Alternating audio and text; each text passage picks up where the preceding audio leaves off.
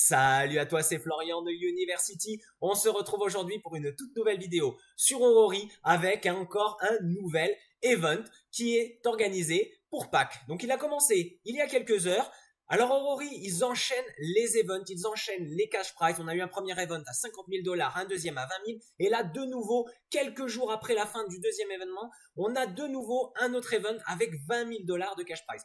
Donc, il y a beaucoup de changements dans Aurori, ça bouge énormément, beaucoup de nouveautés qui sont annoncées, qui arrivent. Je pense qu'on se fera même carrément une vidéo actu pour parler de tout ça. Aujourd'hui, on va uniquement s'intéresser à l'event. Alors cet événement, il a un cash prize de 20 000 dollars, donc il y aura plus de 15 000 dollars en Ori qui seront gagnables, donc plutôt sympathique. En plus, il va y avoir pas mal de NFT à gagner, des NFT aussi exclusifs à cet événement, notamment un œuf, même principe que pour les œufs draconiques du dernier événement, qui sera disponible uniquement pendant cet event. Donc je t'encourage vivement à essayer de farmer un petit peu. En plus, ça te permettra d'obtenir tes tout premiers NFT en jouant gratuitement. Et c'est ça qui est super sympa. Et bien sûr, petit leaderboard avec pour les gamers hardcore des récompenses quand même allant jusqu'à plus de 1000 dollars. Donc vraiment sympa et un petit système quand même de raffle qui permettra même aux joueurs qui ont moins de temps de jeu eh bien d'avoir une chance d'obtenir de gros lots. En tout cas, c'est vraiment un event que je t'encourage et on va découvrir tout ça ensemble sur mon écran. C'est parti. Comme d'habitude, on se retrouve sur la page de l'event, donc Blooming Frenzy, qui a débuté il y a seulement quelques heures, donc aujourd'hui, le 1er avril, et qui finira le 10 avril. En général, ce type d'événement finit sur le coup des 18h, 19h, on va dire heure française. Donc, deux choses à accumuler, des points. On commence à avoir l'habitude du système de points, c'est la même chose que pour Dracure. Et ici, petite nouveauté, on va également accumuler des lapins en chocolat qui seront dispatchés sur la carte et qu'on devra ramasser et ramener chez nous. Donc, système de points, c'est la même chose que les Dracures. Ici, par contre, ce sont des Bloomtail. Celle-ci existe Elite, Matriarche. Donc, exactement, c'est le même système. Vous battez un Elite, vous avez 4 points. Vous battez un Matriarche, vous avez 10 points. Donc, tout est pareil. Et pareil aussi, vous avez un œuf spécial, donc le Bloomer Eggs Prime, qui vous permet d'obtenir un Bloomtail. Pareil, un œuf en édition limitée qu'il n'y aura que pour cet événement. Donc bien sûr, je vous encourage à essayer de tuer des Bloomtail pour pouvoir obtenir cet œuf, qui est d'ailleurs un œuf NFT. Donc, même système, tout pareil que les Dracures sur ce côté-là. Petit bonus aussi, les frais pour hatcher des œufs, alors ça c'est le petit bonus, sont de seulement 25 Ori ou 400 cristaux, donc sont un peu moins chers. Ensuite, on a le Bounty Bonanza. Ici, c'est un petit peu tout simplement un système personnel, donc progression personnelle. On avance dans l'événement. Donc là, par exemple, pour obtenir le premier palier, vous suffit juste de marquer 4 points. Donc de battre un élite et de ramasser un lapin en chocolat. Et vous avez déjà le premier NFT, votre premier NFT, premier collectible de cet événement. Vous avez des cristaux. Donc ici, on va pouvoir avoir des assets in-game, donc des œufs in-game, des cristaux. On a des NFT, donc des petits NFT collectibles. Vous allez aussi avoir la possibilité d'avoir un œuf NFT. Donc, c'est plutôt sympa parce que ça va vous permettre d'obtenir vos tout premiers NFT si vous débutez Aurori dès maintenant. Et là, gratuitement, simplement en participant à cet événement. Ensuite, on a notre leaderboard habituel, donc quand même 15 000 dollars Aurori de prix. Même système, comme d'habitude, on accumule des points durant l'événement. À la fin de l'événement, on est classé et on va gagner des Ori en fonction de notre position dans le classement. Donc quand même, hein, c'est pas mal du tout. Bon, les premières places, bien sûr, c'est ce qui rapporte le plus, mais là, il va falloir vraiment beaucoup tryhard, beaucoup jouer. Mais même déjà, hein, aller chercher une centaine d'Ori, une cinquantaine d'Ori, pour les joueurs free-to-play, c'est vraiment pas mal du tout. Donc, bien sûr, on a nos deux leaderboards. On a un leaderboard pour les personnes qui ne sont pas holders, donc on va dire les joueurs free-to-play. Et ici, pour les joueurs qui ont investi, ils ont également leur propre leaderboard. Donc, c'est séparé comme d'habitude. Attention, pour les holders, pensez bien à synchroniser votre Aurorian dès maintenant. La deadline, elle est super courte, hein, c'est le 2 avril, donc c'est demain. Donc, pensez-y très rapidement. Et ensuite, on a cette histoire de raffle. Donc, on connaît ce type d'événement. Il y en avait pas mal fin 2023. Ici, lorsque vous accumulez vos points, vous obtenez des assets in-game, vos NFT, mais vous obtenez aussi des tickets de raffle, donc de loterie. Et en fonction de comment avance la communauté, il va y avoir différents prix. Donc, on a ici des Nifty NFT rares. On a aussi ici 3 fois 400 Ori, donc ça va jusqu'à 10 fois 400 Ori, donc de récompense en tirage au sort. Donc même si vous ne tryhardez pas à fond, vous n'avez pas autant d'heures de jeu que c'est les personnes qui vont essayer d'aller chercher le top 10 du leaderboard, ben vous avez une chance de repartir avec un sacré lot en Ori ou même un FT épique, rare, uncommon, donc plutôt pas mal. Et pour farmer l'événement, très simple, on va dans les lands, on se promène, on ramasse comme d'habitude nos cristaux, on essaye de trouver la sortie. Et en plus, regardez, bah tiens, on en a un juste ici. On va pouvoir ramasser, on peut zoomer, des petits lapins en chocolat ici. Donc, très important à retenir, quand vous ramassez un lapin, ça marche comme les cristaux. C'est-à-dire, bon, vous n'allez pas le voir ici, mais si vous voulez pouvoir qu'ils soient comptabilisés, donc les ramener, il faut finir la lance. Contrairement aux points, lorsque vous battez un Bloomtail, les points, dès que vous l'avez battu, sont ajoutés. Ici, les points pour le bunnies sont ajoutés uniquement si vous sortez vivant de la lance, que vous ne vous faites pas mettre KO et que vous réussissez votre lance. C'est vraiment très important à retenir pour farmer les bunnies. Et le deuxième objectif, bien sûr, c'est de trouver des Bloomtail. Donc on se balade. Donc là, sur la dernière map, j'en ai pas trouvé. Ah bah tiens, là, on a carrément une matriarche. Allez, on va essayer de la battre en vidéo. Donc, bien sûr, comme c'est un élément nature, je pars sur un élément feu. Donc, on va essayer. Donc, bon, j'ai déjà fait quelques petits tests. Donc, on va essayer de jouer avec la parade et l'attaque de notre number 9 qui sont des dégâts de feu. On va voir ce que ça donne.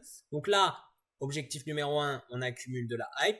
Je sais que sa première attaque, quand il n'a pas beaucoup de hype, ça me fait pas trop de dégâts. Donc là, je vais simplement stacker un maximum de hype. Ensuite, je vais essayer de tout esquiver pour qu'elle repasse de nouveau avec une hype extrêmement faible. Donc, là, deuxième tour, on va partir sur 3 explosive counters. Voilà, après, il va y avoir des stuns de stratégie, hein, pour en rediscuter un petit peu à la fin. Mais en tout cas, là, moi, c'est la stratégie que je vais essayer. Là, avec vous, en vidéo. Je ne l'ai pas encore testé. Ok, donc là, il est à 90, on a 79. Bon, on a pris un peu des dégâts du poison. On peut peut-être se permettre, du coup, de faire un Fragility, un Scorching Bag et un Catch-up. Si il nous fait pas d'attaque spéciale, on va voir si ça passe. J'aurais peut-être dû swap la dernière attaque. Donc, normalement, il aurait mieux fallu swap de Nifty là sur la dernière attaque. Si il me fait 3 fois comme ceci plus le poison, ça devrait passer. Sinon, je pense qu'on va devoir recommencer. Donc non, ça passe. Donc là, catch-up punch et j'ai stacké pas mal de hype. Donc je vais donc swap dès maintenant. Alors, soit on va swap. Donc j'avais prévu 2 number 9. Ah ben, tout simplement, explosive counter et on swap. Je vais partir sur mon dino au cas où si je dois tanker une attaque. Mais normalement, là, on devrait l'avoir battu. On va tenter. Donc ici, si elle attaque, normalement, on a gagné. Donc on esquive. Bon, on a gagné. Bon, on a réussi à battre une matriarche. Donc plus 10 points, vous avez vu. Donc ça, c'est une des stratégies que je peux vous proposer. On va discuter là juste après, voir s'il y en a quelques autres. Donc, et en plus, en vidéo, on s'est gagné un 9 prime. Donc objectif, finir la lente. Et on se retrouve juste après pour discuter des stratégies. Allez, avant de se quitter, on se fait un tout petit point stratégie. Donc, vous avez déjà pu voir comment j'ai battu une matriarche en vidéo. Donc, il y avait aussi un petit peu de luck. Donc, ça, c'est une stratégie de base avec le number 9.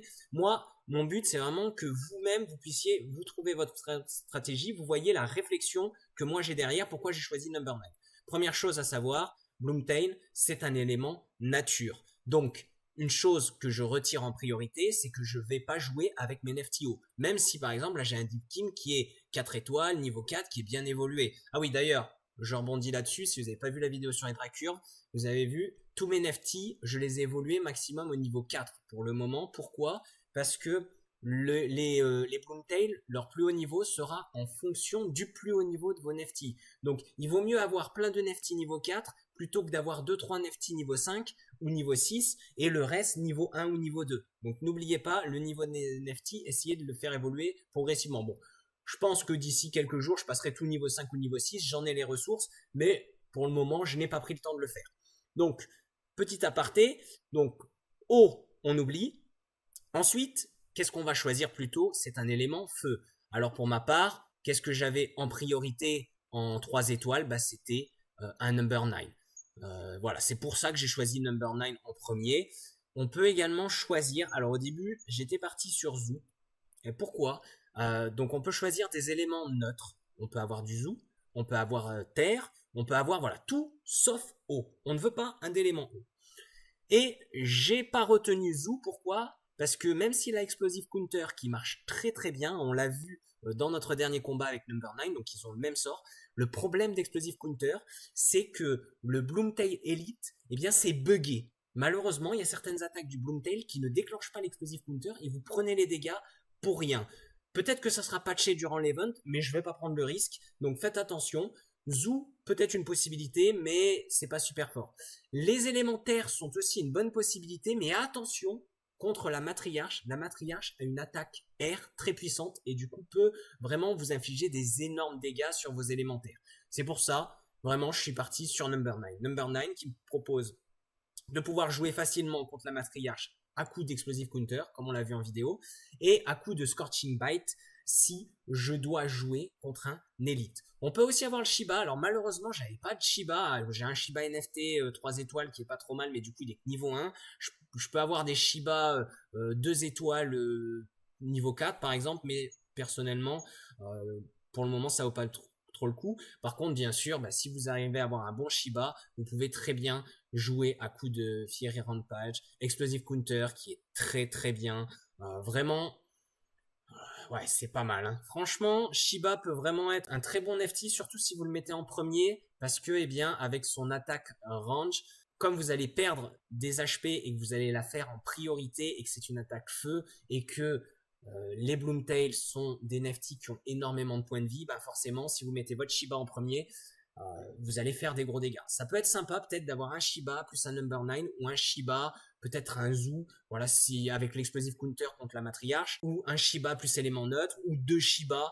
Voilà, vous pouvez essayer de faire vos combos. Soit vous avez plusieurs Shiba, plusieurs éléments feu, vous mettez Shiba. Si vous devez choisir entre Number 9 ou Shiba, pour moi, j'aime bien le Number 9.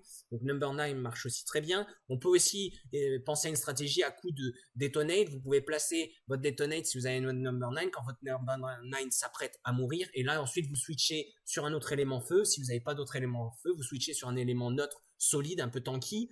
C'est possible aussi. Voilà, il y a plein de petites pistes. Je vous laisse explorer tout ça cette semaine. On en reparlera, peut-être que j'en reparlerai d'ici là, ou on parlera peut-être sur Discord de différentes stratégies. Mais sinon, ça vous donne déjà quelques pistes. Et vous n'avez plus qu'à partir farmer l'event. Eh bien, c'est tout pour la vidéo d'aujourd'hui. J'espère qu'elle t'a plu. Si c'est le cas, n'hésite pas à liker et à t'abonner. Et je te dis à très vite pour du nouveau contenu sur Aurori.